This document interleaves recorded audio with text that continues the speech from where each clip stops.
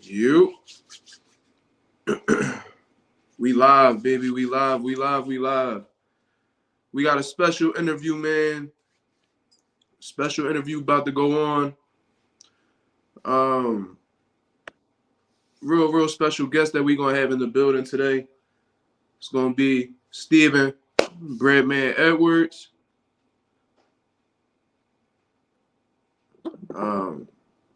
If y'all guys don't know who he is, one of the top trainers in Philadelphia. Trained currently training some top dogs in Philadelphia right now, along with just some guys that are outside of Philadelphia right now. He trained one of my favorite up and coming talented guys in Philadelphia, Cuco. Um, Trains Julian Williams, uh, Kyron Davis. I believe he's still training Zachary Ochoa. So, you know, real decorated coach, especially in the professional setting. And we definitely gonna chop it up, man. I actually hit him up on some spontaneous shit. I hit him up on some spontaneous shit, and he was with it. You know what I mean? So uh, we definitely gonna make this happen. You know what I mean? I definitely came out with my notes. You know what I mean? Wrote some things down. So we definitely gonna have a good talk. He's a real knowledgeable dude. Um, Inside and outside of the ring, the man is in real estate. Um, he real smart man. So we definitely gonna get into it. But let me get this real quick.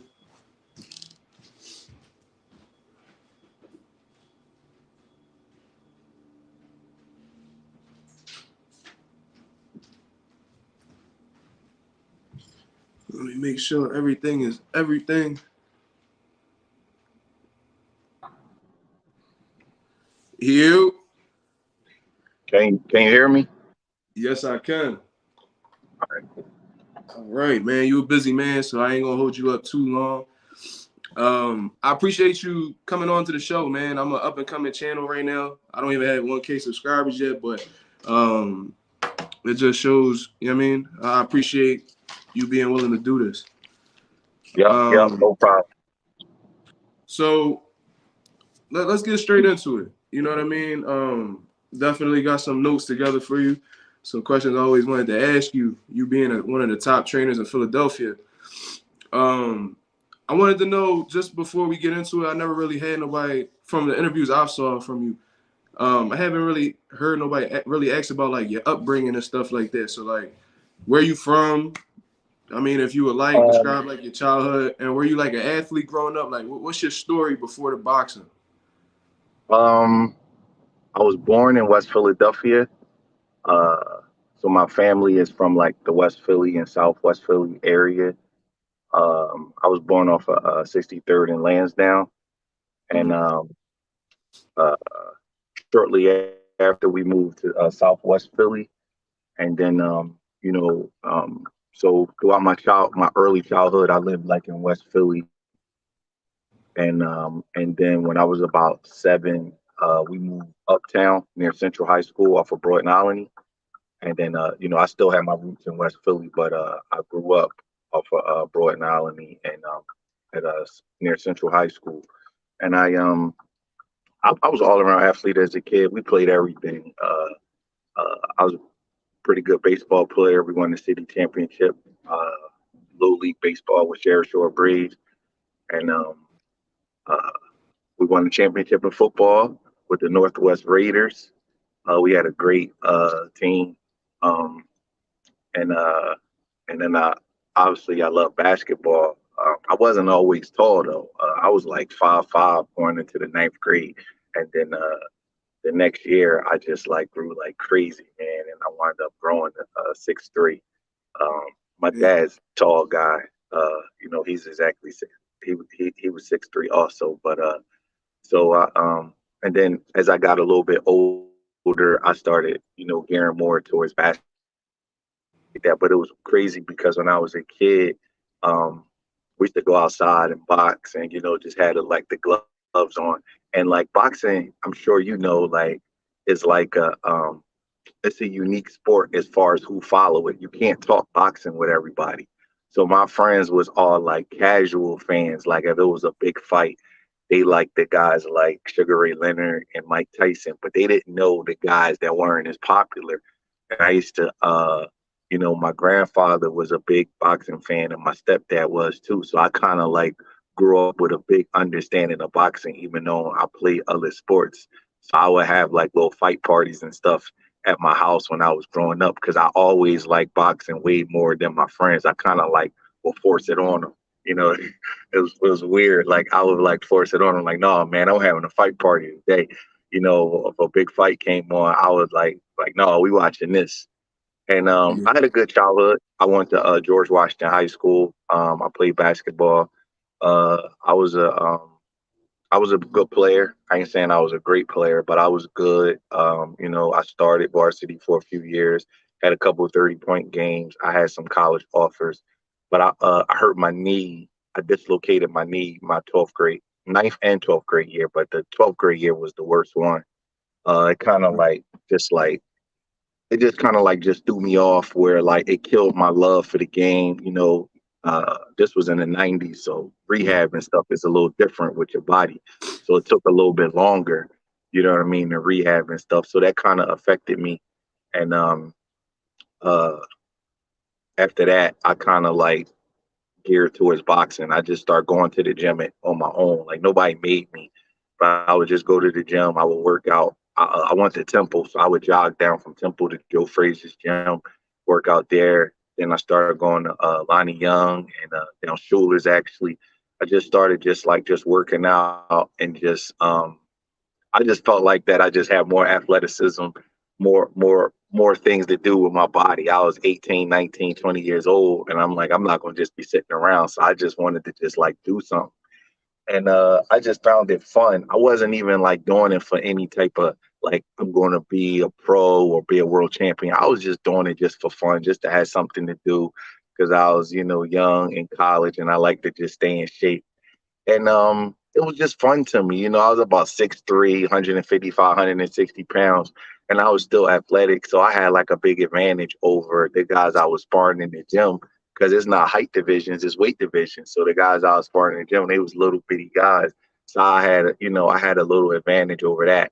And it was just fun, and then, as life gets in the way like anything else, you get real world problems, bills and college loans, and you go into your profession, you kind of drift away from things you do as hobbies and as fun and things like that. But I always wanted to return to it. And then years later, uh a kid asked me to help him out. He was telling me he was turning pro.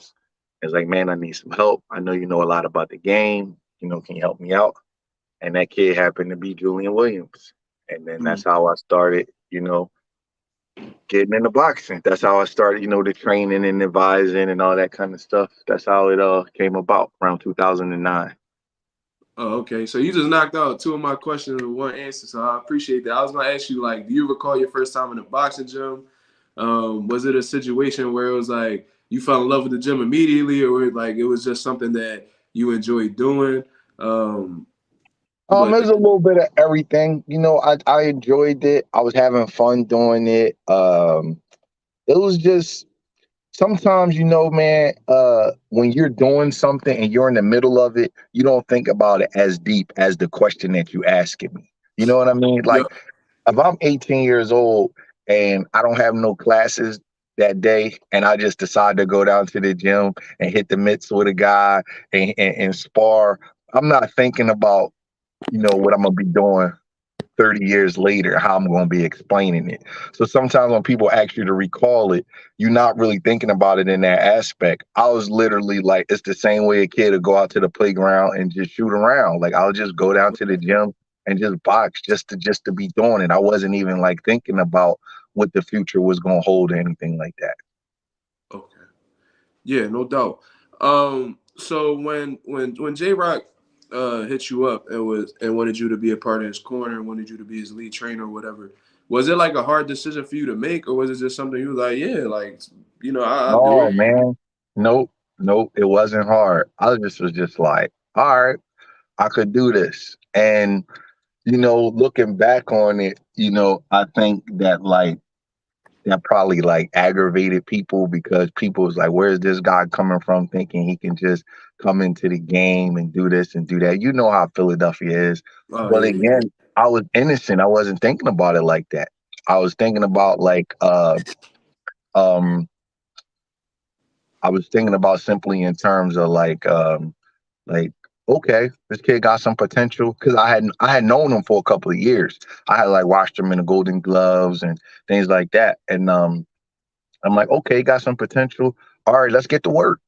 That's how I looked at it. I didn't think about it, and then kind of like the reality hit me in my face when I got to the gyms and I saw people like being jealous and being mad and like trying to like stop our success. It was like weird. And I'm like, damn, why they so mad? So I didn't. I was kind of like innocent, when I first started out. Now I'm a lot more guarded. With my time, with my resources, just with everything. But when I first started out, man, I was just real eager and just happy and just like working really, really hard just to get the kid to where I thought he should be. And it was just it. It was just like just pure love of the game at that point. yeah. I could definitely relate to that in a way because I'm young. I'm 25 years old. So when they see me like I haven't been the lead trainer for like a professional coordinator. I have a lot of amateurs, but like I'll hear a lot of things about myself when they see me like in a pro corner. Like, man, what that kid he no, and I've been in the gym my whole life with my father. Lando and stuff like that. Um, Man, you know so what? You can't worry about that, man.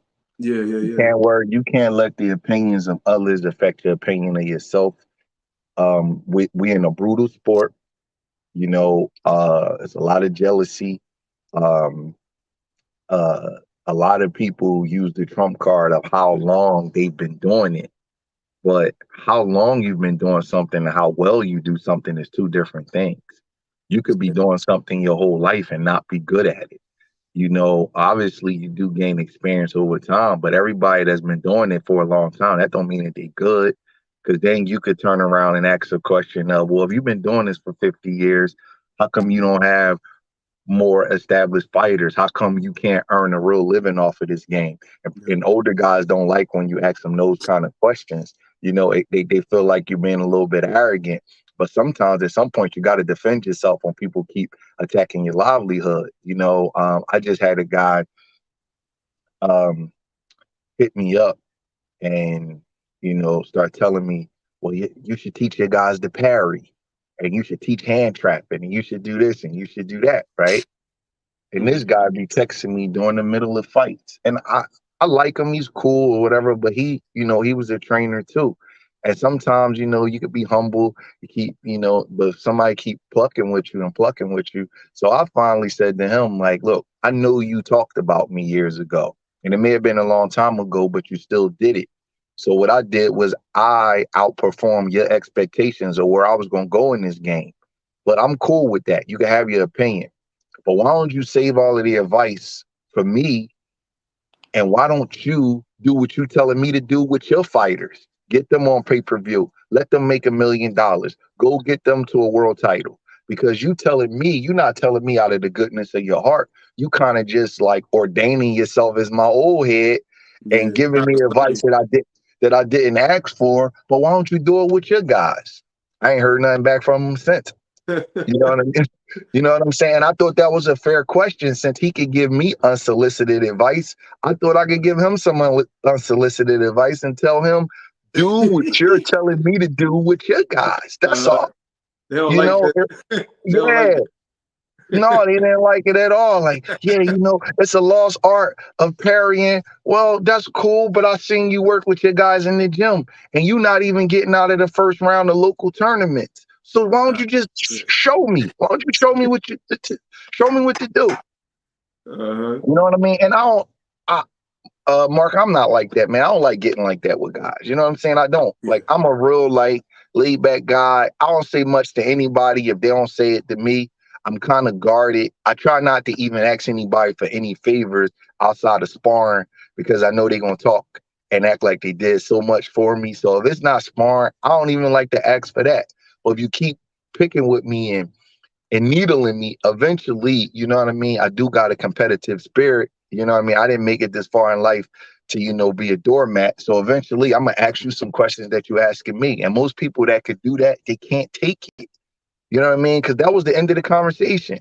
And he had texted me about 4 or 5 times before I ever replied.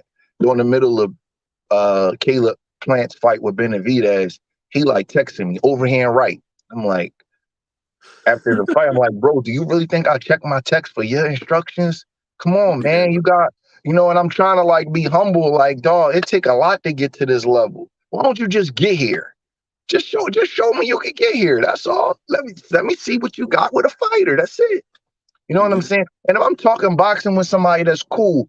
But every day, every time a fight come around and you think you could just give me some advice on what I should do, it just showed me that you just don't really understand the game because it's not a video game. It don't work in slow time like that. A fight is different. You know what I mean? And no matter what you tell a fighter, when you getting punched in the head, it may not come out as smooth as you may think it is. These guys aren't robots, they're human beings.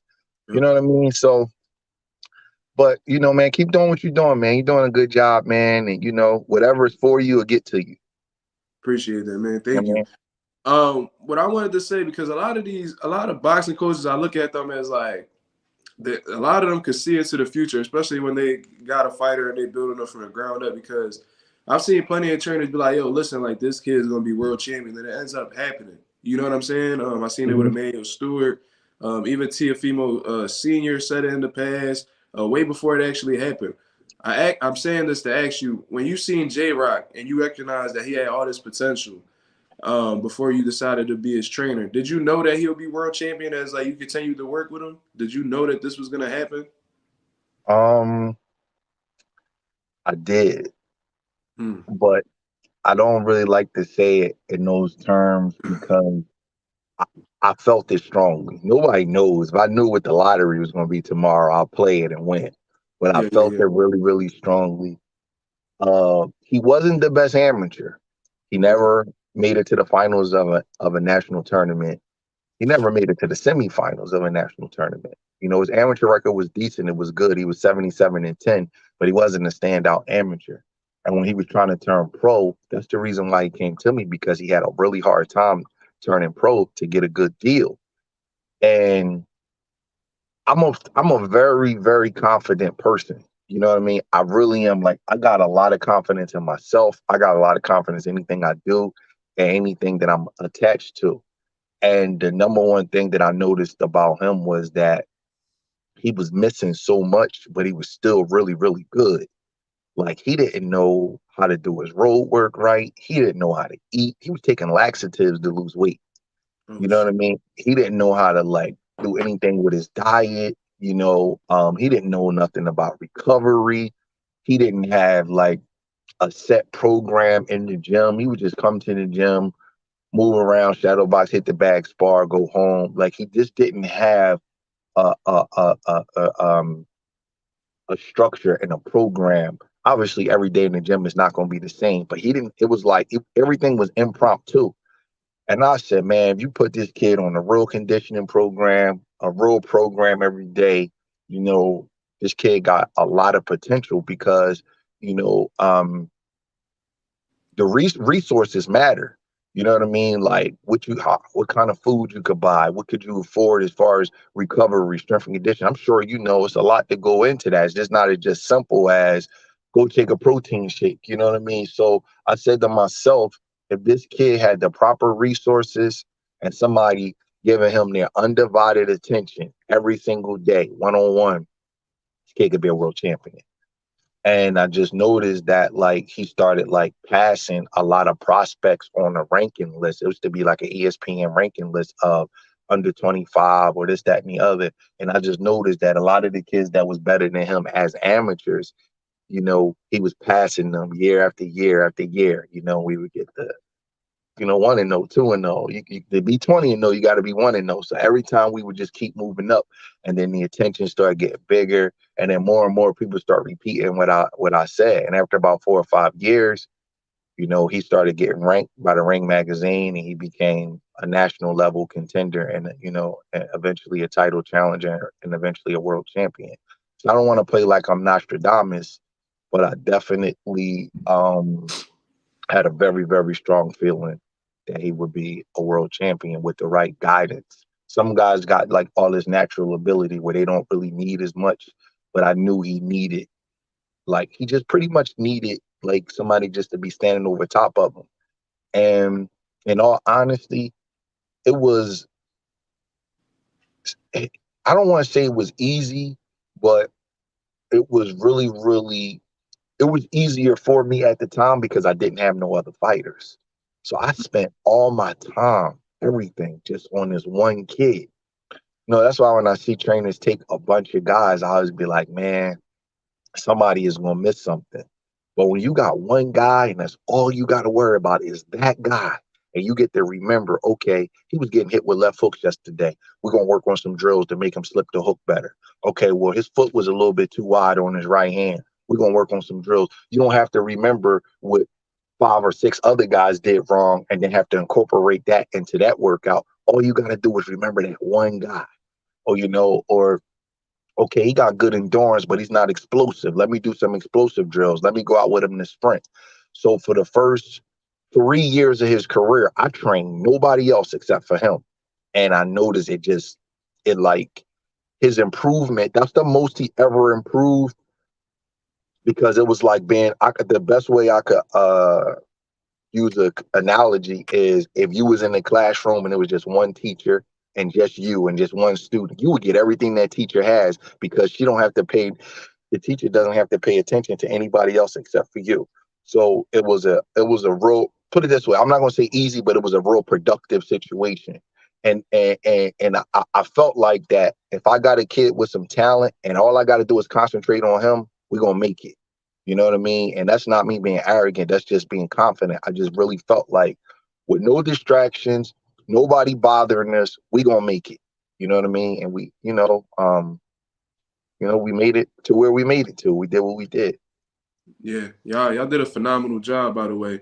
And with you saying everything you've done for JRock, you know what I'm saying? Obviously, there's a lot of sacrifices that come with being a boxing coach. I feel like a lot of people don't really touch on this. They just speak on the sacrifices that the fighter makes. Nobody really necessarily speaks on what the trainer has to go through.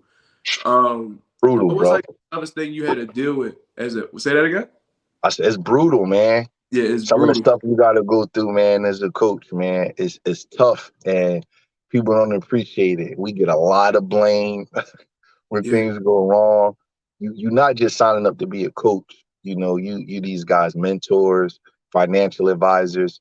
You also play a part as the manager, even though the manager makes more money than you, because they call you to ask you what fight the fighter should take and what he shouldn't take.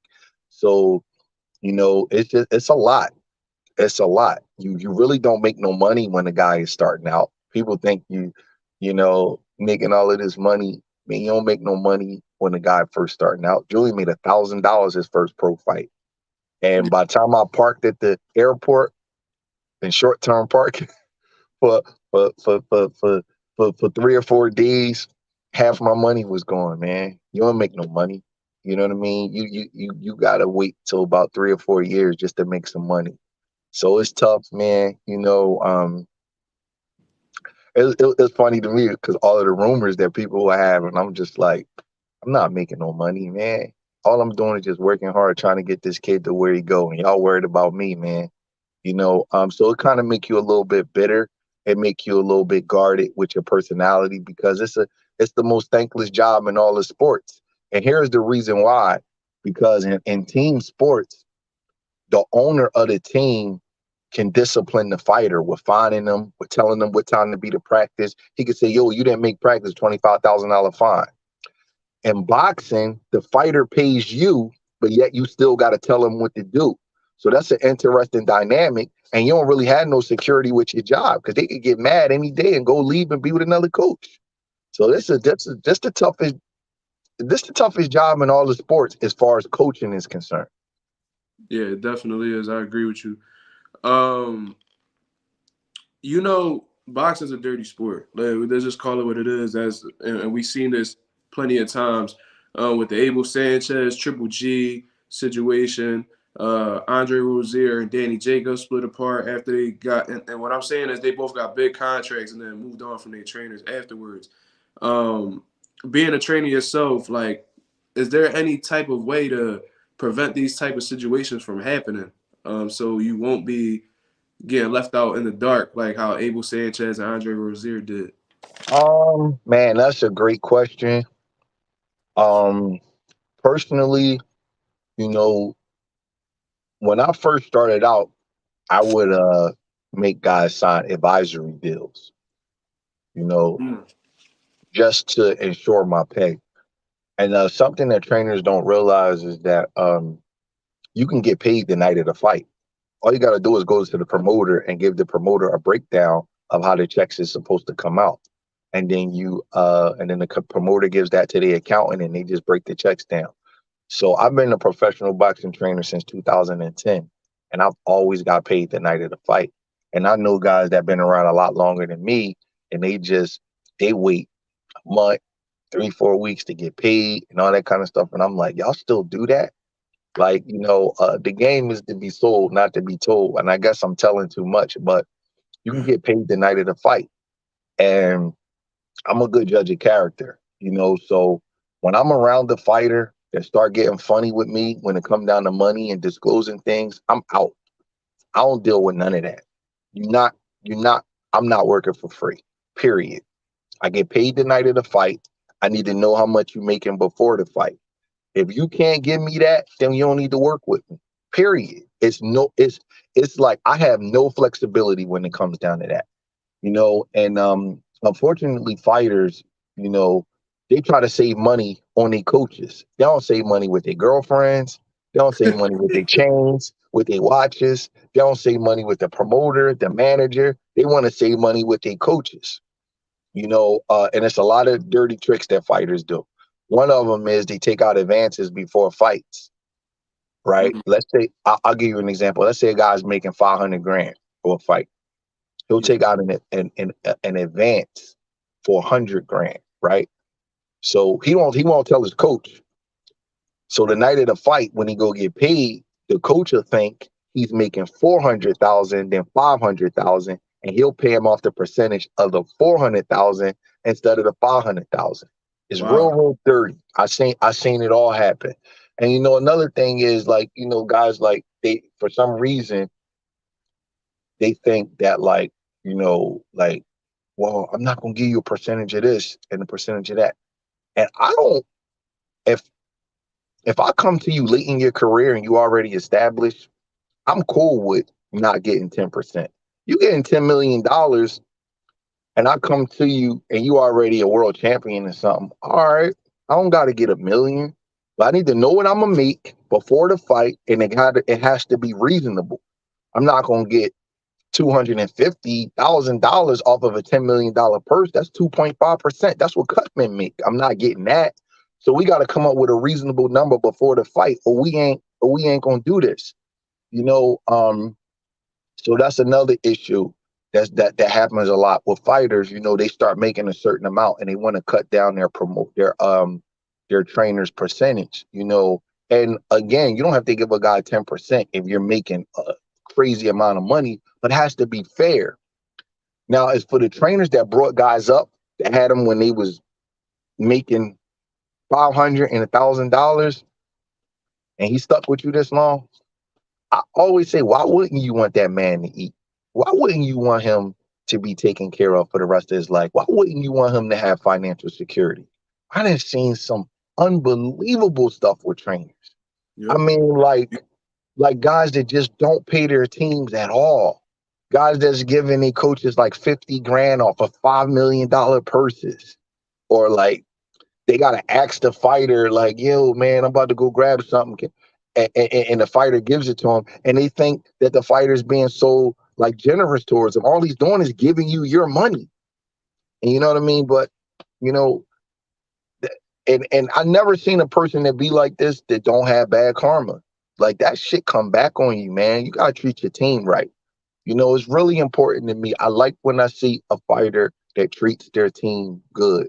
I hate to hear, and I don't know everything about Abel Sanchez and Triple G and Danny Jacobs and Rozier. Andre Rozier, but I hate to see those kind of stories. I hate to see those kind of stories. So I just, um, I conduct myself in a certain way, and I got a certain kind of relationship with a fighter where we don't have those. I had that issues like on the outside with like fighters that I really wasn't working with, guys that try to like work me out, and I'll go run with y'all in the morning. Little teeny things like that. Was one fighter he fought, and I'm like, well, give me $200, man.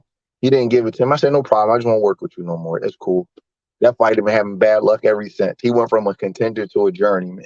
So when I see guys that do stuff like that, but I never had that kind of issue with my main fighters. We don't have no problem talking about finances. Whatever we agree on, you got to be honorable to it. And Steven Network's got to get paid the night of the fight, or I'm not working.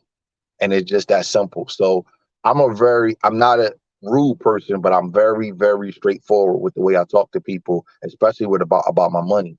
You know what I mean? This is something we earning a living on. Who wants to work a job and not know how much they're getting paid or when they're gonna get paid? So I've worked real jobs before, so I understand the business structure. So it's just I just don't I haven't. I'm not going to say it can't happen to me, but I haven't had those issues because I work with a certain kind of fighter, and the way and how open I am with the way I talk. If I smell any type of that going on, I'm out.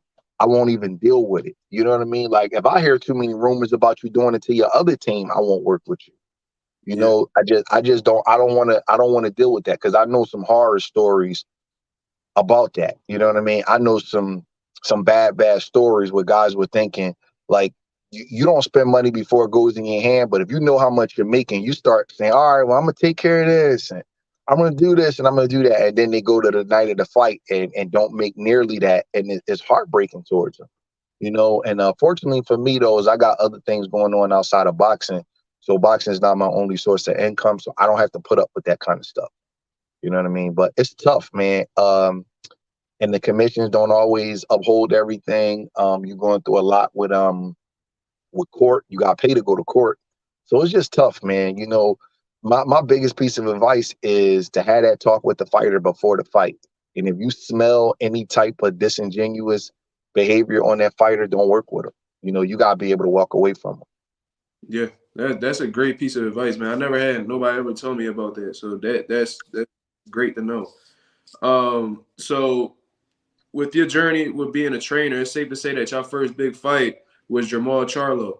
Um, All the fights is big getting up to that point. yeah, but the You world know what I title, mean? first world That was title, the first. That was the first world title fight, though. fight, but that is true. Every fight is a big fight.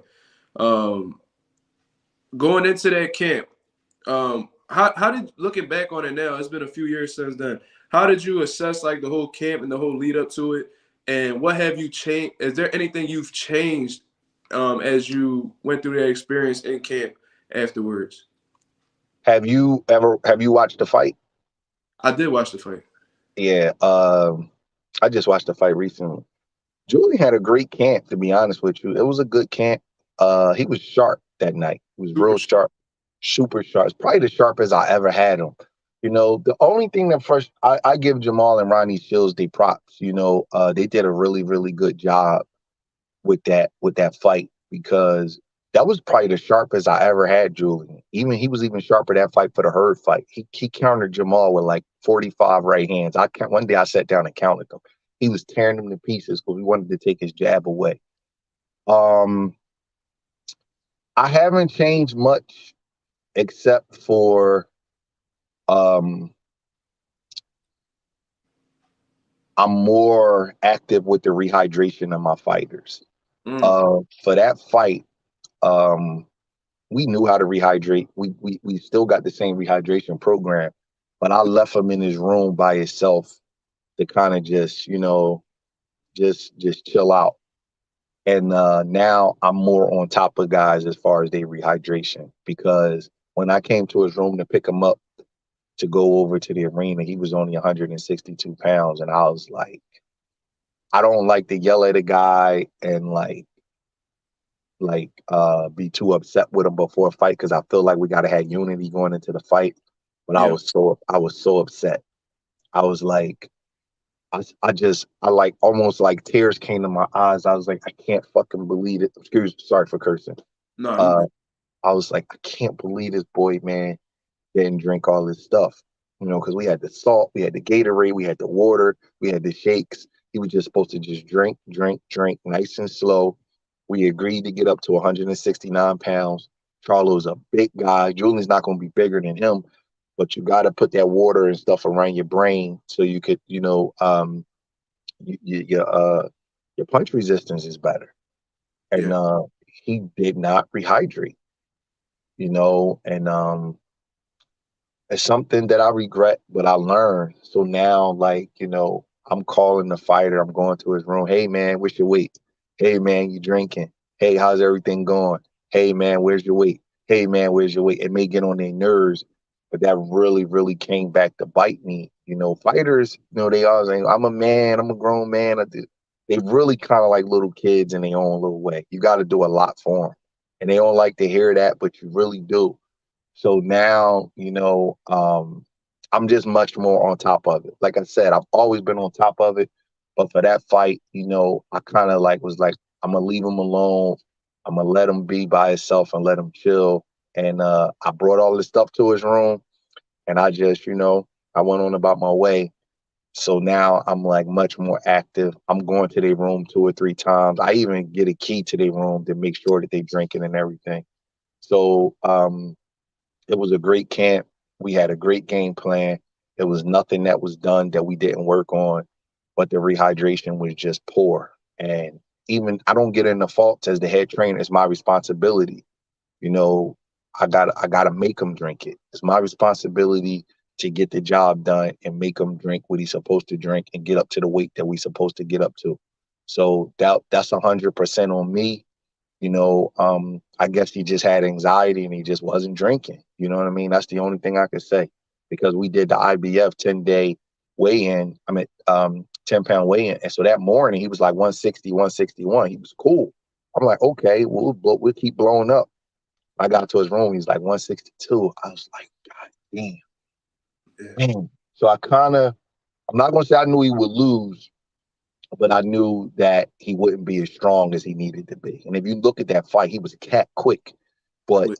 you could still see all his rips, like as at the weigh-in. You know what I mean? He was supposed to put on 14, 15 pounds. So other than that, you live and you learn and, just move on to the next one. Okay, so it was apparent that even though that had happened in that fight, that you guys were more than prepared in the Jerry Hurd fight.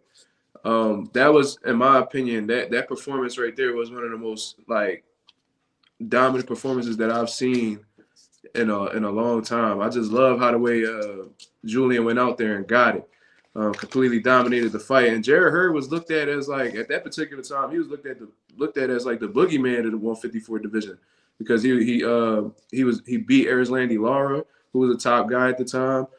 He stopped Austin Trout. And he was just on a roll, man. He beat Tony Harrison and all that. So obviously a lot of people were underestimating y'all, but I always felt and I always spoke on it too. Even when I was out at Delco Boxing Academy, I knew from a stylistic standpoint that JRock could possibly have Jerry Hurd's number, and I was correct. You know what I'm saying? It was a great performance. Do you feel like how was it being in that situation? Because it was even in, I believe it was in Jerry Hurd's backyard, that fight. So how was it being in that setting where everybody's underestimating y'all? At the face-off, Jerry Hurd's doing this over JRock as if it's height class, but it's weight classes. Um, Uh, take me back to that moment. What was that? I'm gonna send you a picture of me walking to the ring. That was the most confident I ever been in a fight. Um, Julian had the best camp I ever seen a fighter have. Mm, That's all I could say. He sparred. I gotta look at my notes. Maybe 130 rounds for that camp. And this is gonna sound like an exaggeration. He probably won 125 of those rounds. He was on fire. I never seen nothing like it before or since. I told all my friends, bet everything you got on him. He gonna roll tonight. Yeah. And I could remember we was sitting down, he was eating a peanut butter and jelly sandwich, peanut butter and bananas like carving himself up. And we was on our way to the arena. And some of Jared Hurd's fans walked by and they laughed and said, y'all he gonna get knocked out. And we were just sitting there, it was just us. And everybody was against us, man. And I just smiled. I just smiled at him. I don't really, and Julian had this little look on his face. And the truth is he didn't want to take the fight in Jared's hometown. That was me. You know, I got proposed with the fight, and the only thing I did was I said, "Can we get testing?" And he said yes. And I said, "All right, well, let's write up a contract for what he gonna get after he win this fight." We had a great deal. It's a huge contract, and we did everything for what he was gonna do when we went. I don't know if they thought we was gonna win or not, but I did. And I wanted to set him straight financially for the rest of his life if he won that fight. And we just put everything into the camp, and we had a great camp. And the one thing that people didn't realize was that they kept talking about Hurd was too big and too strong. But in Philadelphia, we fight on the inside and in the mid range a lot. Yeah. So that stuff about her like walking him down and doing all that kind of stuff, I'm like, Julian like it in here. Y'all just don't know it. That's how guys fight in Philly all the time. So we had to tweak a couple little things as far as the way Hurd has his stance. And I don't want to say too much because they might fight again. But Yeah. I was just confident, man. I just you know, sometimes when you just know, the sharpest I ever had him was for the Charlo fight, but for the Hurd fight, I just knew it was our time. I knew that, Laura and Trout don't work on the inside the way Julian do. Yeah. Tony Harrison don't work on the inside the way Julian do. So I knew that what Hurd was doing to them, that doesn't mean he could do that to us. Because when he got there, he had a dear price to pay. He paid with his health because he's never been the same after that fight. Somebody hitting you like that all night long, it's gonna have an effect on you. So I was just very confident, and then he gave me the confidence because he was just so lights out in sparring. I don't even like talking about it because it get like surreal because I've never seen a fighter that on fire before. I'm telling you, Mark, he was beating the shit out of his sparring partners, just ruining them one after the other he was ruining them. I'm like, damn, man. It got to a point where I started getting anxiety, and it was the hardest decision I had to make as a trainer was 3 weeks before the fight, he started peaking. I mean, he was so off. I'm like, how much better can a person be? I got to get this boy down to DC and fight. I don't know if I could hold this for 3 weeks. So it was the hardest thing. Like every day I was like going home stressed out. Like, damn, I got to slow this down. And every day he'd come back and beat the shit out of somebody else. Like, I don't mind seeing a guy have a couple bad days in the gym. Honestly, I don't. I don't mind that because you don't want like somebody being lights out like that. You figure they're gonna come back down to earth. He never came back down. He stayed up there, man. It was a as far as the sparring was concerned, it was the best camp I ever seen. Hey man, that was a brilliant performance. By the way, he definitely was on fire that night, and I don't know too many 154 pounders, especially at that time, that would have beat him that night. Like he Yeah, was on point, he was sharp. ready that night. And he listened. Julian hard headed. For that fight, he listened. He he I didn't have no problems with him drinking and eating that weekend, man. He listened, man. He Good. listened, and I kept telling him he was a little bit mad at me for agreeing for the fight to be in DC, the DC area. And I kept saying, man, don't worry about it. The pressure is gonna be on him. Just listen to me. You're gonna be straight for the rest of your life. Don't worry about it. Because one thing I know about him, like when you tap into a guy emotionally, you realize what kind of person they are. And Julian is better when everybody is against him than when he is when people patting him on his back and being for him. just how he's wired. So I knew that he would relish in that moment of everybody laughing at him because he's very prideful and everybody saying he's gonna get his ass kicked and all that kind of stuff. I knew he would be better under those circumstances. So I'm just like, look, I got it. Don't worry about it. It's gonna be in DC. He's the champion. He earned it. He's unified. He wants to fight you, because Jared looked at Julian and saw a tune-up for Jamel Charlo. They both right-handed, both got a little bit similar styles because you brought up Trout and Lara. So if you remember, he was fighting left-handed guys leading up to Julian. So he wanted to fight a sharp black fighter to get ready for the unification with Jamel, but he picked the wrong guy. Yeah. You know what I mean? Just picked the wrong guy, man. Yeah, y'all ultimately foiled that fight too. I remember that because they were trying to build that up so bad. Jamel, Listen, somebody from Jared Hurd's team, I'm not gonna say it was, told me that they told Jared, like, don't fuck with him. Don't fuck with no boy from Philly that got that kind of style. Jamel don't do the shit. He might be a little harder puncher, but he don't do the slick shit that Julian do. Go straight to the big money unification. And Hurd didn't listen. He wanted to go to Julian. So I'm glad he did. He's a fighter. He's supposed to think he could beat anybody. But I'm glad that he did because it gave us our second opportunity at a world title. Yep. And one thing you could say is that you had a unified world champion, not just a world champion. So that's an impressive. It wasn't a vacant belt, and it wasn't no controversial decision. It was real. We had to earn it against an undefeated fighter in his hometown that was red hot. So I'm very, very proud of that. You know what I mean? Because that was a hard fight. Man, both guys may have left a little something in the ring, to be honest with you. Julian won, but Hurd was rumbling, man. He's a tough guy. He pushed us to the brink. So it was a hard fight, man. Both kids gave it their all that night. Yeah. And that's just an impressive thing to just have on a resume as a trainer and as a fighter as well.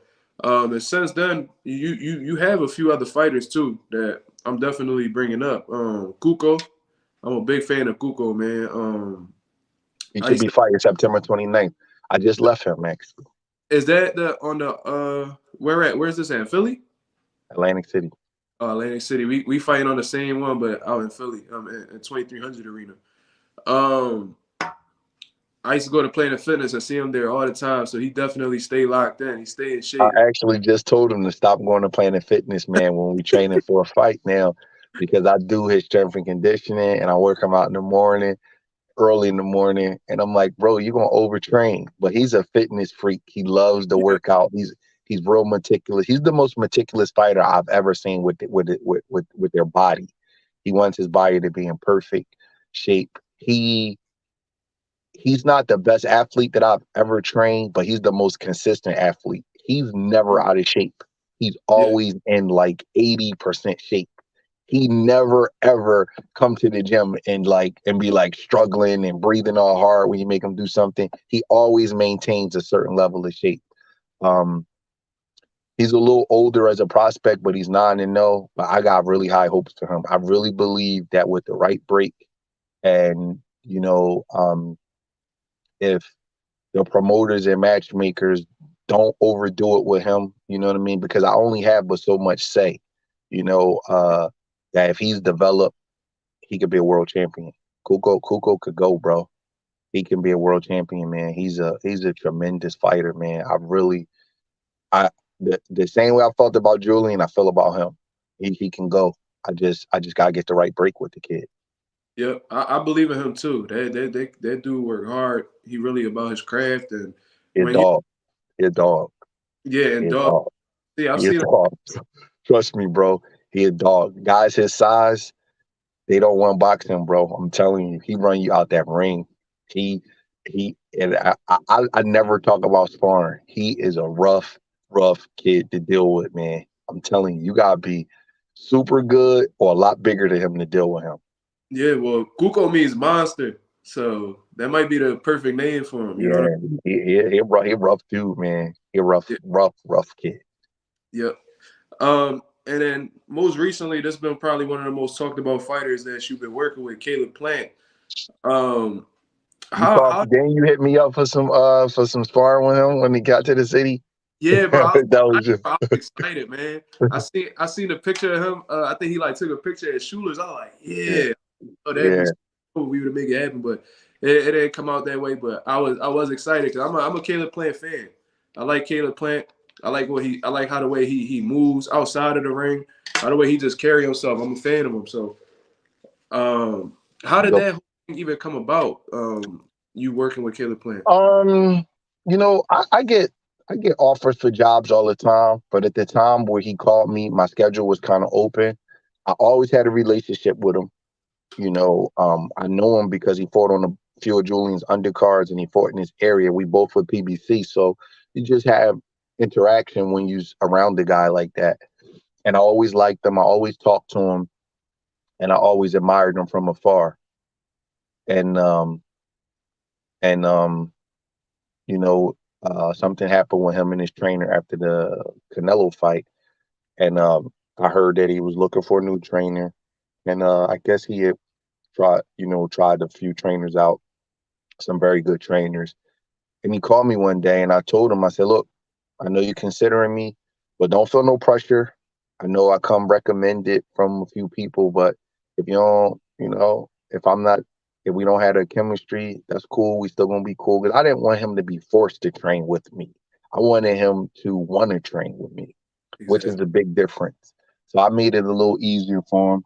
I went out there to Vegas and we had great chemistry. All of his team came to the gym like, wow, this is great. We had great chemistry. He came out here to Philly. He was sick when he came out here. I didn't get into that with you on the DM, but he wasn't really feeling well when he came out here, so he didn't spar at all Okay. when you had called me. But then he came back because he wanted to like show me that he had the stuff because he really wasn't working out good. He wasn't feeling good. He had just had a family loss. He was going through a lot, so he came out here for the first 4 days and he really wasn't feeling himself. And then, like 2 weeks later, he doubled back and came back. When he came back, he was ready to go, and he actually boxed Cuco and Julian. He boxed Cuco and Julian, and then we started camp for Darrell in August of last year. Man, that was a hell of a performance too. That was one of the knockouts of the year, if not the knockout of the year. But that's dope that you guys came together. You guys been putting on some great performances. Even with the fight with Benavidez, he showcased what he was really about, man. So he definitely got a fan in me prior to that, and then especially after that fight with Benavidez. Yeah, that Um, was a hard fight, man. Benavidez is a good fighter, but I thought Caleb did real good. yeah, he I did. thought he, I thought he did real good. I thought he fought a good fight, man. It was just, uh, I don't have a problem with the decision. But I look at the performance. Benavidez is a hell of a fighter, and I had one fight with Caleb. And to go into a fight like that, Benavidez is a monster. Yeah. I was very proud of his performance. I thought Caleb won about 5 or 6 rounds. I thought he took a lot of the earlier rounds. He may have squeaked one of the late ones out. But I respected the decision, and but I'm proud of him, and I told him so. I thought he fought a hell of a fight, and uh, I think David respects him afterwards because he know that Caleb stood up to him and gave him a hell of a effort. So they was able to squash their beef, and move past it. And I was proud of the performance, man. You get in this game as a trainer, you're not gonna win them all, but you want your guy to perform and give a good effort. And Caleb is a guy that give you 100% with whatever he does. Um, Very, very similar to Cuco. I never have a bad day in the gym with Caleb. Never. Not one day does it ever been a bad day. He works 100% every single day. And I believe he's gonna be world champion again. Got a lot of natural ability, and he's Oh, like a sponge. He's real good guy, man. He don't have a lot of self-inflicted wounds. He don't have a lot of things that he goes through outside of the ring that affects his performances. He's a family man. His wife is a productive part of his team. So it's easy to train Caleb. Honestly, it really is. He don't mind spending no money. So you got, you got all the resources that you need. It's very, very easy to train him, and he's very organized and structured. Where a lot of guys, I got to do the organization and the structuring. With him, it already come that way. So it's a little, he's a joy to train. One of the tough talked about tough parts about being a trainer. One of the tough parts about being a trainer is is um is traveling. You know what I mean? The traveling with if you got to go away to camp and stuff. And Caleb makes that easy for me. You Mhm. know what I mean? Like, cause I'm not gonna travel for everybody. I got 2 kids. I probably wouldn't be doing too much traveling for any more fighters unless me and Caleb stop working with each other. Cause there's only but so much time that you can just travel and still raise your family. But Yeah. he makes it easy. You know what I mean? Is he get me a car? I got a nice condo. I go home on the weekends. Like, it's a very, very easy deal with him. So he's probably one of the only fighters that I would do that for at this particular time. I got 11 and a 12-year-old man, and I don't like missing too much of these stuff. So Yeah.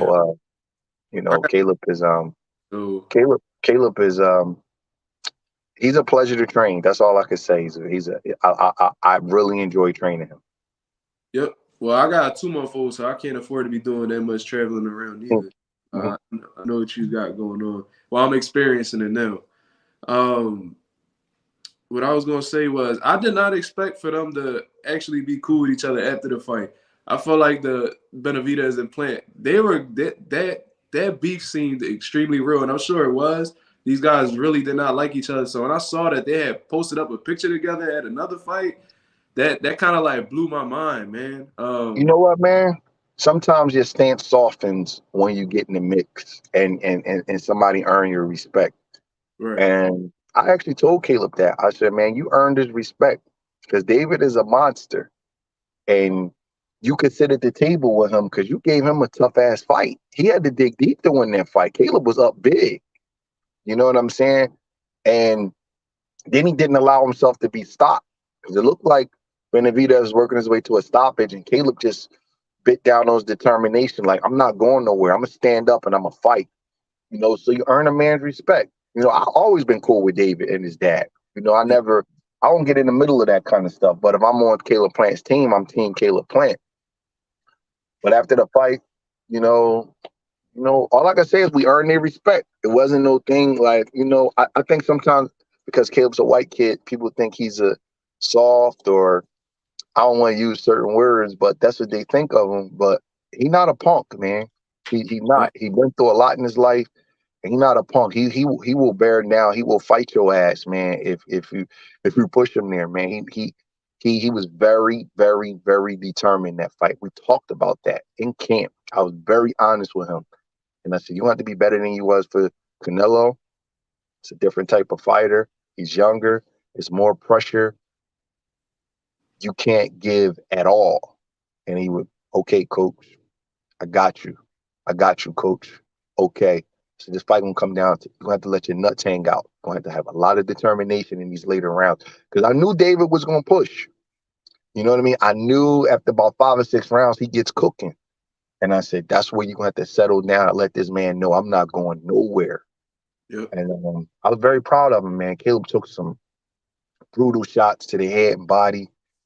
I'm not saying David's a dirty fighter at all, but Caleb got knocked all in the back of his head. So he took some brutal shots, man. He stood up. You know what I mean? So that's all you can ask for out of a man. Yep. Um. So one thing you got experience with is fighters moving up in weight. JRock moved up in weight. I think he's at 160 now. Mhm. Karan Davis moved up to 168 a couple times. Um, the big fight that's coming up right now is Jermell Charlo and Canelo. He's moving up 2 weight classes. What do you think is going to be the most difficult part for Jermell Charlo going into this camp and going into that weight class? Do you think that it's going to be a hell of an adjustment? What do you think is going to be the most like difficult thing for him to get into going into this Canelo fight? I don't think it's going to be that big of an adjustment for him. I think him and Canelo both started out at 154 together. So at this time, I just think, I think Jamel will probably come in the ring like 163, 164. just won't cut the water at the end of camp. That's all the guys be really doing is just cutting a lot of water at the end of camp. You know what I mean? I don't think if he was fighting like Benavidez or Morrell, I think it would be an adjustment because they're different size men. They started out at 168 pounds. They're big guys. With Canelo is nothing but about 5'7", 5'8". He didn't start out at 168. So he eventually grew to 168 too. So I think that Jamel's biggest issue in this fight is, for as good of a fighter as he is, he loses a lot of rounds. He lost a lot of rounds to Castano. He lost a lot of rounds to Tony Harrison. He lost a lot of rounds to Austin Trout, a lot of rounds to John Jackson. For whatever reason, he loses a lot of rounds, even though he's probably a Hall of Fame fighter and an excellent fighter, but he kind of relies more on clipping you and being clutch and hitting you with a big shot. And I don't really know if you could beat Canelo like that because he got such good defense and such a good chin, and he's so experienced. So I think that's more of an issue for Jamel than the actual weight. He's longer, he's taller, he got more reach, he's a little faster. I think he got a lot of advantages over Canelo. Yeah. Especially that John Jackson fight. I had him losing like pretty much He lost every round. He lost every round in that fight. It's weird, but he's probably the most successful fighter in boxing that loses the amount of rounds that he loses. Yeah. He probably loses like 50% of the rounds in his fights, but he winds up knocking you out. So it don't matter. But it's hard to knock Canelo out. So I think that's more of his biggest issue than actually the weight. Yeah. I think he definitely got an uphill battle, but it's possible. You know what I mean? It's possible for him to win this fight. Now we're gonna get into Philly just a little bit. The state of 147, Bud and Spence. It looks like they're gonna have a rematch at 154 at the end of the year if Spence activates his, his mandatory. I mean, not his mandatory, his rematch clause. So now that leaves Jaron Ennis, like, you know what I mean, on standby right now. If it's a possibility that they move up to 154, both of them, is it going to be a situation where Boots is just going to have to stay at 147 and make his own name, get it out the mud, or should he just continue going after these big guys? Because we heard Terrence Crawford say he got bigger fish to fry. You know what I mean? I heard Earl Spence said if it was enough money, he'll do it. And you know that Boots, he's upcoming right now. He's he definitely he's starting to build his name slowly but surely, but he's still considered low reward for these top tier fighters. So what would your advice be to Jaron Ennis? How would you like to see him approach his career from now on? Man, I really don't like to give nobody advice on their career because he's 30 and he's been doing a good job, who's ever handling his career. So I try to stay in my place with that. I just think he just got to just stay active, man. And, his team just got to keep him in the forefront of the public's eyes and keep putting him in the public and keep him active. He's a tremendous talent. He's really, really easy on the eyes. He passes the eyeball test with flying colors. He's one of the more talented fighters I've ever seen in my life, to be honest with you. In the gym, like he does some things that's just like breathtaking, So I just think that that they just have to just keep him active. He fought one time in 2022, and you can't have a talent in a division that's that hot and a talent like that fights one time. That just can't happen. So you just keep him active, and he just got to just keep knocking off top contenders.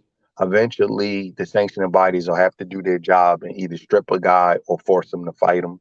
And if they strip him, then he becomes the champion. And if they force him to fight him, then he gets a shot at the big time. He can't too much worry about Bud and Earl because they're in different age groups, to be honest with you. Boots is like 10 years younger than them.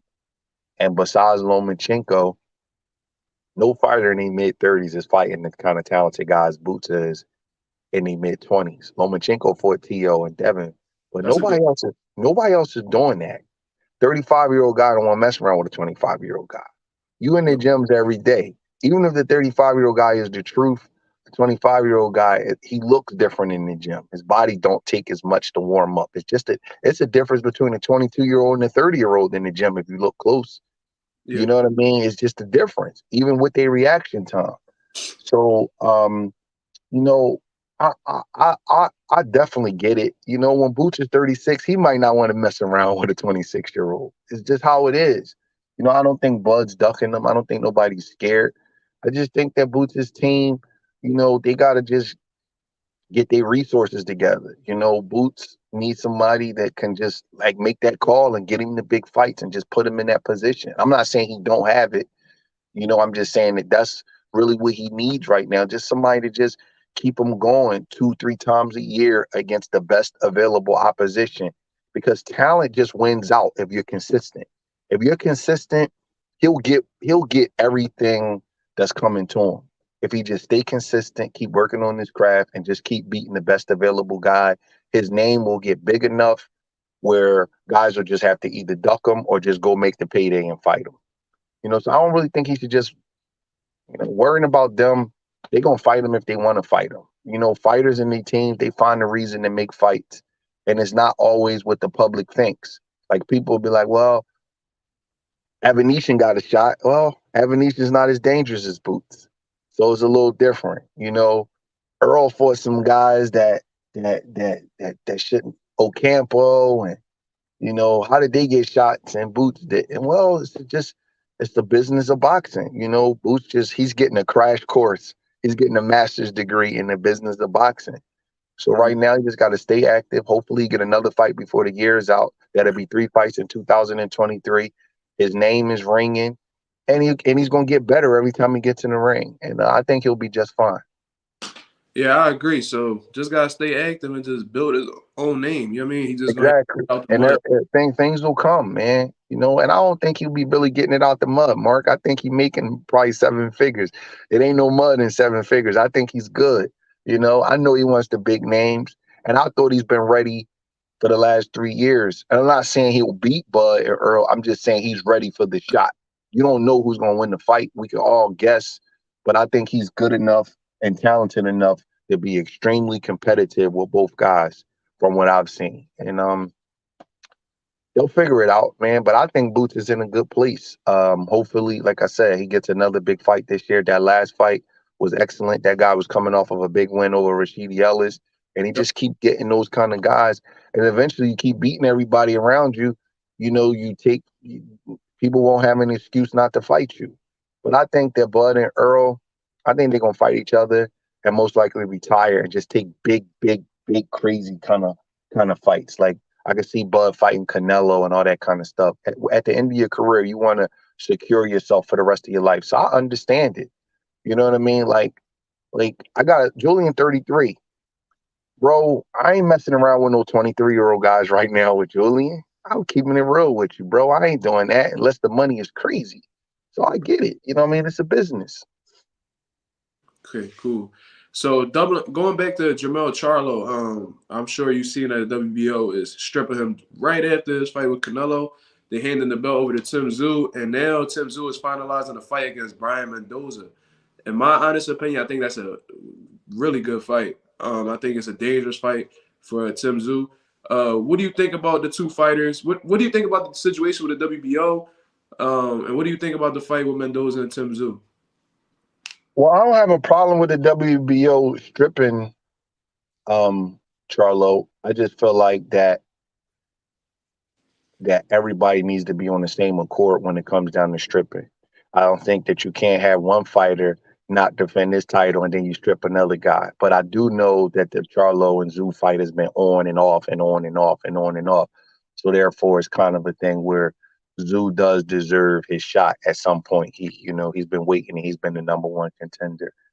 Um, I feel bad because Charlo did earn his shots in the ring, but he chose to fight Tszyu. I'm sorry, he got injured, which postponed one of the fights, and then he chose to fight Canelo, which nobody's gonna pass up Canelo to fight Tszyu because the money is way different. So I understand both sides. Brian Mendoza actually worked out with him in Vegas. He's a strong dude, man. Very strong, very explosive. I don't like a lot of strength and conditioning coaches. I think 90% of them be stealing money.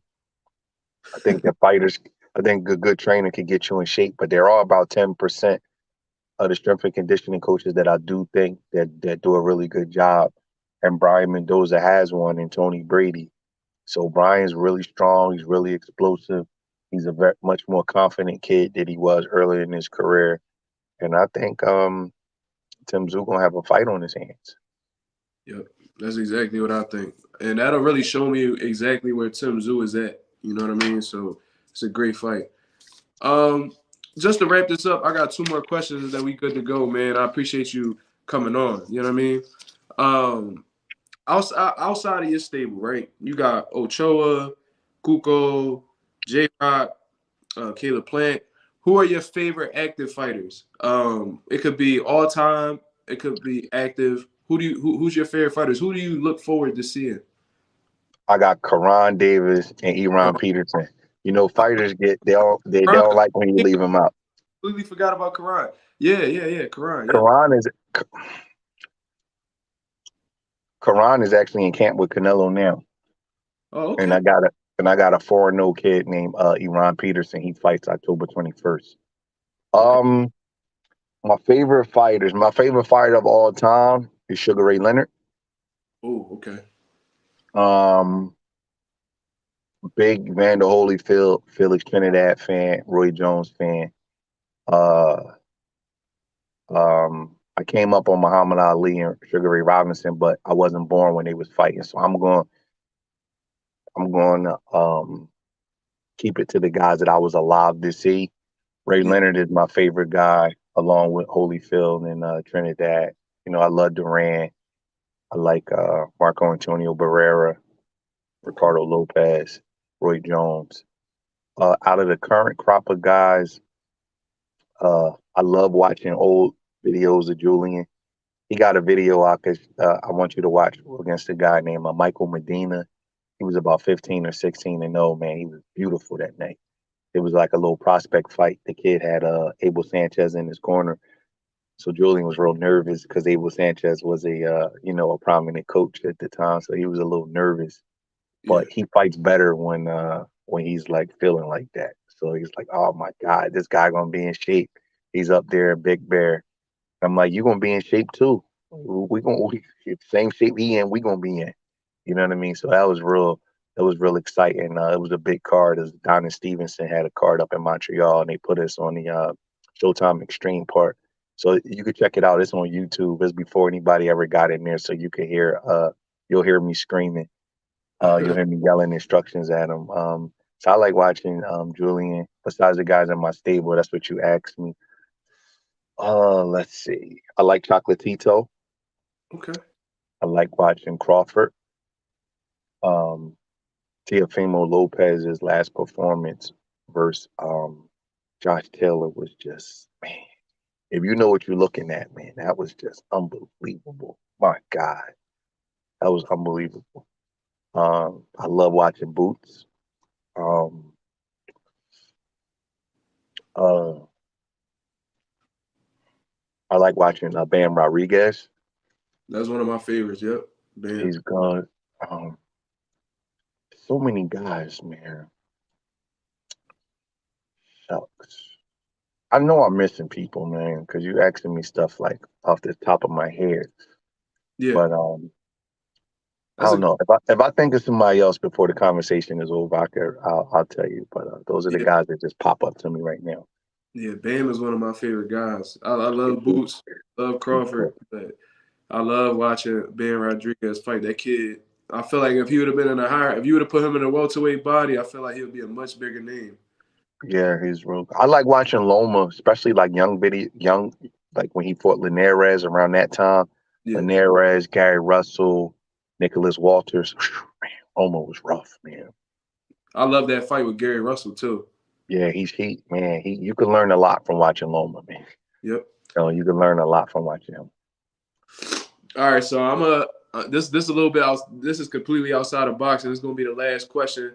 What's on your playlist? Who's your favorite artist? When you kick back, just listening to music, And like favorite movies of all time. So let's start with favorite artists. Like if you put out a playlist, what are we gonna hear? Man, it's all over the place, man. It's all. I love the song "Dream On" by Aerosmith. Yeah. I love the song "I Could Feel It in the Night" by Phil Collins. I love a lot of David Ruffin. Mm, I love a lot of Sam Cooke. Change Gonna Come. Uh, Rappers, man, I'm all over the place with it. Right, I like Jeezy. I like Scarface. I like Jay-Z. My son is born on May 21st. You're a little young, so you may not know this, but that's Biggie Small's birthday. That's my favorite rapper. oh, Uh, yeah, so when his due date was like, I forget what it was, but the doctor's going on vacation. I'm like, take him May 21st because that's my favorite rapper birthday. So they wow. induced his mom labor on that day, so that was cool. Um, my music, I like inspirational music, man. I got this app on my phone called Shazam. So when I hear a song that I don't really know the name of, I can hit the app and it kind of lets me know the name of the song. So man, it's all over the place, man. It really is. It's just I like a lot of contemporary music. I even like some old classics. I like everything, man. If it's good music, I can tell. I love when somebody samples a great song and then use it in rap. Yeah. Rick Ross. I'm a big Rick Ross fan, so I'm all over the place with my music. But most of the time now these days, I like a little bit more mellow stuff. I don't want nothing to give me a headache. Right. So But by the way, you could tell a lot by a fighter by what song he comes down to in certain fights. I'm really, really big on a fighter coming down to a song that's going to send a message for what he has to do on that night. I really, really believe in that, man. There's certain songs that I hear, I know a guy going to fight. You ever hear that song, "A Change Gonna Come" by Sam Cooke? yeah. You hear a dude play that song, bro, against one of your guys, you better give him a baseball bat because he gonna fight. That's a very inspirational song, man. It's very touching, and you get a lot out of the guy with certain songs. So I really believe in that. Yeah. Okay. Yeah. Especially Terrence Crawford's his last walkout was incredible. Got it. You got it. It set the tone. People Incredible. talk about weigh-ins and stare downs. I'm telling you, you get the right song that it could music does something to the soul, man. It could put you in the zone. It puts you in a place. I'm telling you, Man Holyfield was my favorite fighter in the 90s. Ray Leonard was gone, and he fought Riddick Bowe. When Riddick Bowe came down to watch this fight on YouTube, the first Riddick Bowe fight, he came down to "I Could Feel It in the Air" by Phil Collins. Whew. When I heard that song, man, I started crying because I knew Holyfield was in trouble. I was 16 years old, man. I said, God damn, my boy gonna be in trouble tonight. Riddick Bowe was just like bopping. I said, God damn, man.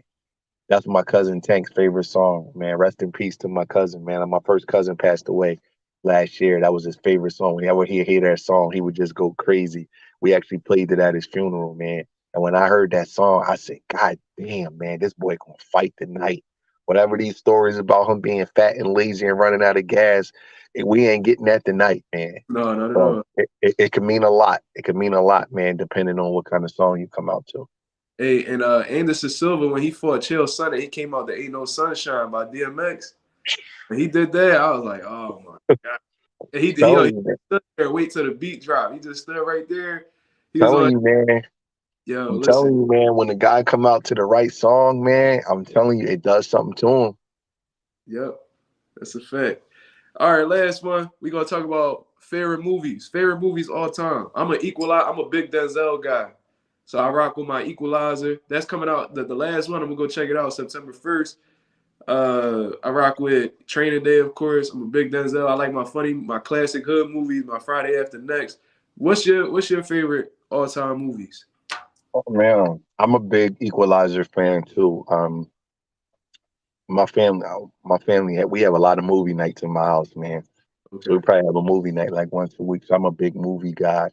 I even did my man cave over and I bought, the LED movie posters that when you walk in through the movie theater and you see the posters light up. I even I bought saw, some and put them on my wall.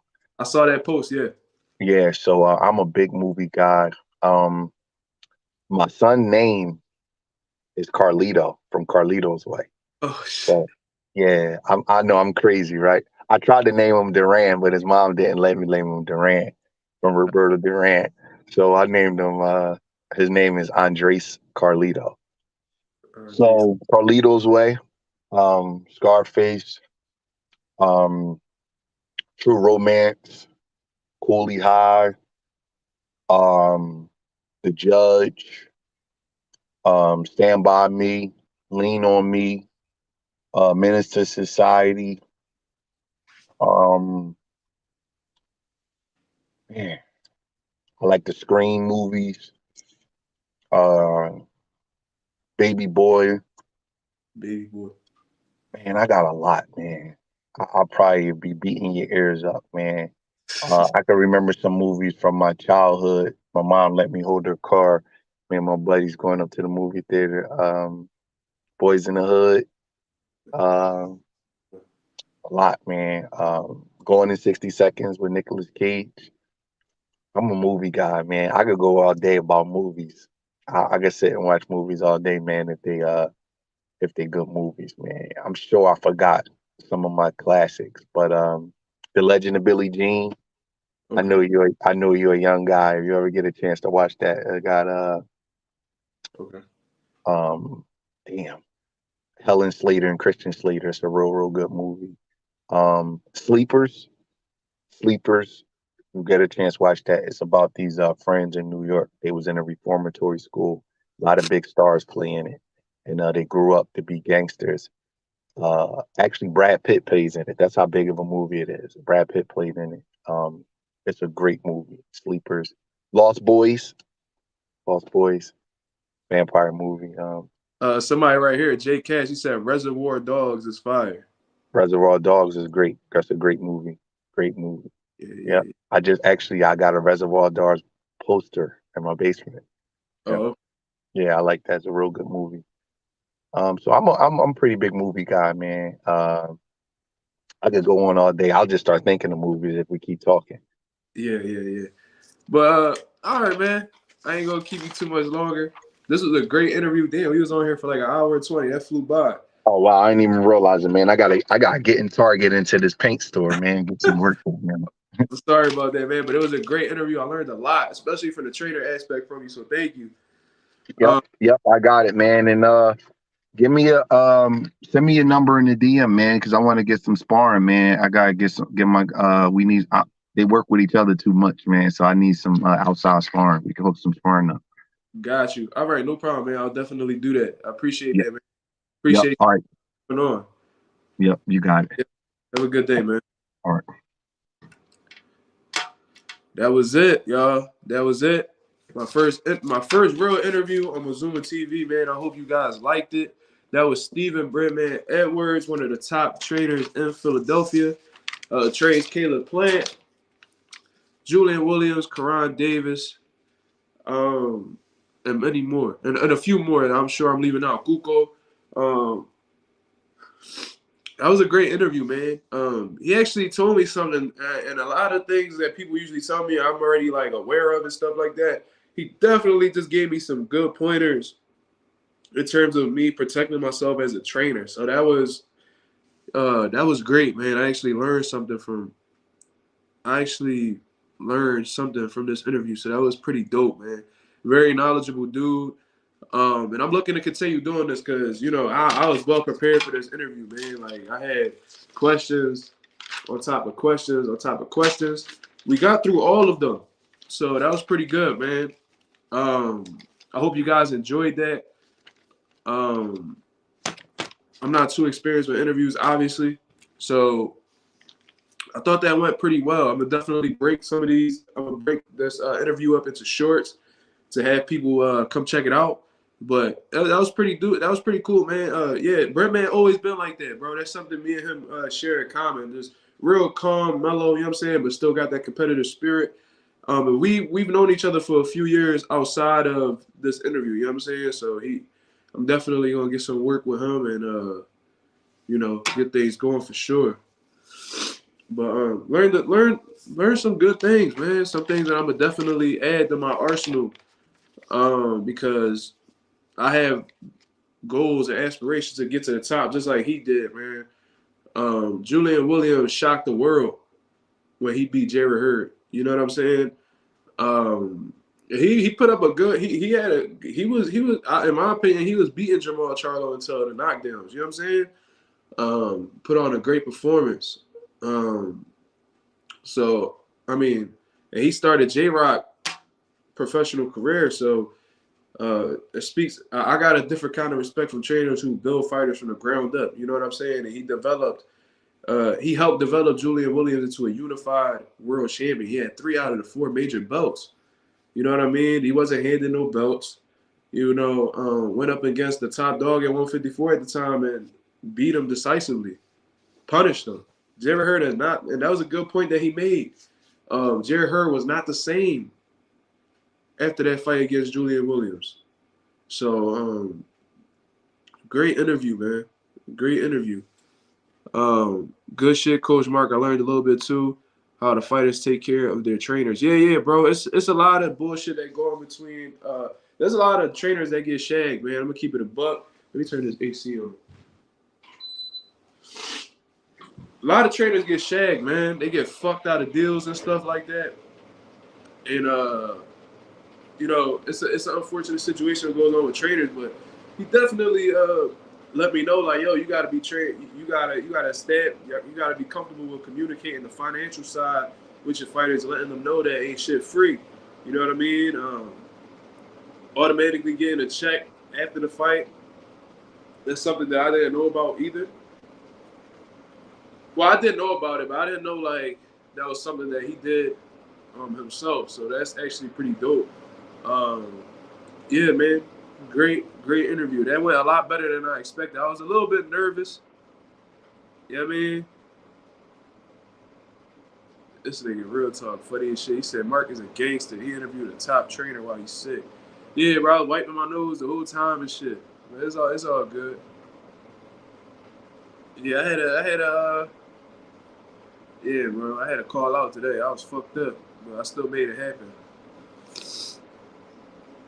Behind the scenes be crazy in boxing. Yeah, bro. I feel like everybody always talk about what the fighter goes through, you know what I'm saying? Which is fine. They the main characters at the end of the day. But nobody really talks about the trials and tribulations of a trainer. You know what I'm saying? And trainers, they get fucked over just as much as fighters do. If not more, in my opinion. That's just my opinion. He getting better interviews than some guys with big platforms. Yeah, I appreciate that, man. Thank you. I don't want to spill the beans just yet, but I got another top trainer that I'm looking to interview soon. He agreed as well. I don't want to speak it out yet because if it don't work out, it's going to make me look dumb. So it's not 100% confirmed yet, but he is a top trainer of one of the best fighters in the city. So, you know. Be in tune for that. But I should be getting on live later tonight. So I will be getting on live later tonight. So y'all just stay tuned for that. I'm going to get up out of here. You know what I mean? I'm going to go give me some rest. You know what I mean? And just get ready for the day that's ahead of me. I appreciate you guys tuning in. That was a special treat for y'all. I hope y'all enjoyed that interview. I hope you guys actually picked up something from there. And the viewers stayed on consistently throughout the entire time, so that was dope. You know what I mean? It was a quality interview for sure. All right, J-Cash, get back to work, man. Go get that money. But I'm going to get up out of here. This is Mazuma TV. Shout out to Mazuma Nation and the Mazuma Mob. We out of here, man. Peace.